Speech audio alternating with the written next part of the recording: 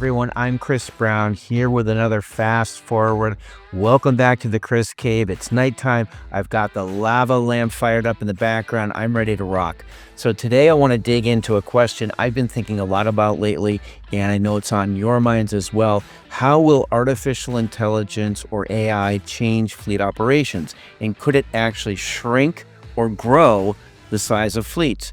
As with most things involving AI, the answer is it depends. There's a lot of talk about AI streamlining operations, optimizing routes, and automating decision making. And all of that's true, but there's a lot of trade-offs, real ones.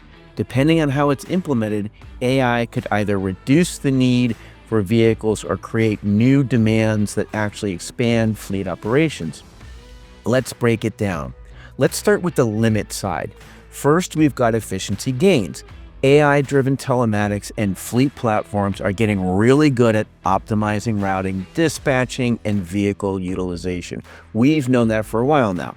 When the system knows exactly where your assets are and how they're being used, it can eliminate waste, shorten routes, combine stops, and reduce idle time.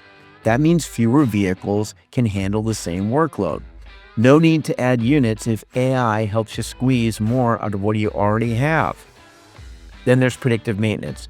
AI can identify issues before they become breakdowns, reducing unplanned downtime and extending vehicle life. That's a good thing, but it also slows down fleet replacement cycles, which could limit growth on the procurement side. Another big one, utilization tracking. AI can now tell you with precision which vehicles are underused. Maybe they idle too often, maybe they're only needed seasonally. Either way, it becomes harder to justify them on the books, which leads to further consolidation. So that's the first point. AI makes fleets leaner and tighter, not necessarily larger. Of course, this is a good thing, right? But AI's influence goes beyond just the vehicles. It also touches the jobs that require those vehicles. Let's look at automation of work functions. So think about healthcare, utilities, field services. AI-powered sensors and remote diagnostics reduce the need for in-person visits. What used to take a technician and a service van may now happen virtually, cutting out the drive entirely. In B2B industries, AI-assisted virtual sales and customer support platforms are replacing some of the in-person sales rep roles that used to be fleet intensive. That's another area where vehicle needs could shrink. And then there's the long-term vision of autonomous vehicles, which obviously rely on AI.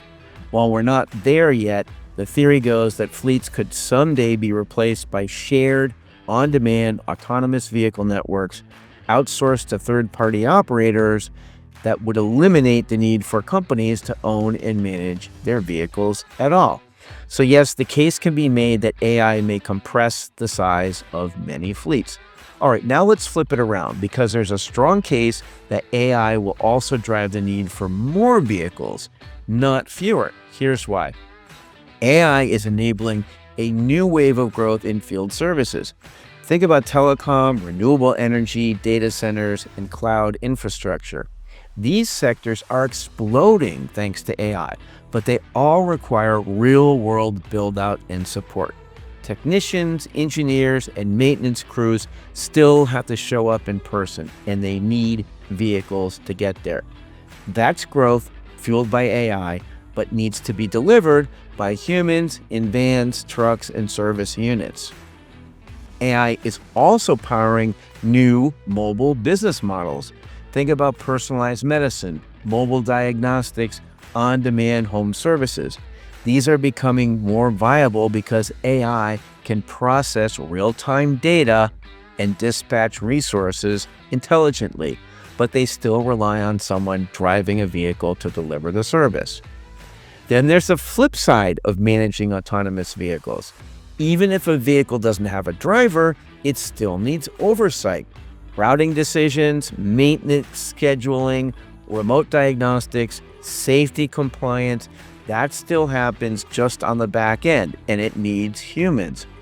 Autonomous delivery services mobile logistics platforms, even robotaxis, they all need to be orchestrated and they all need dedicated vehicles to run those services.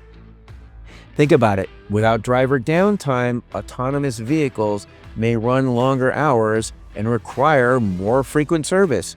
That creates more activity per unit and likely requiring larger and more active fleets, even if they're entirely AI managed.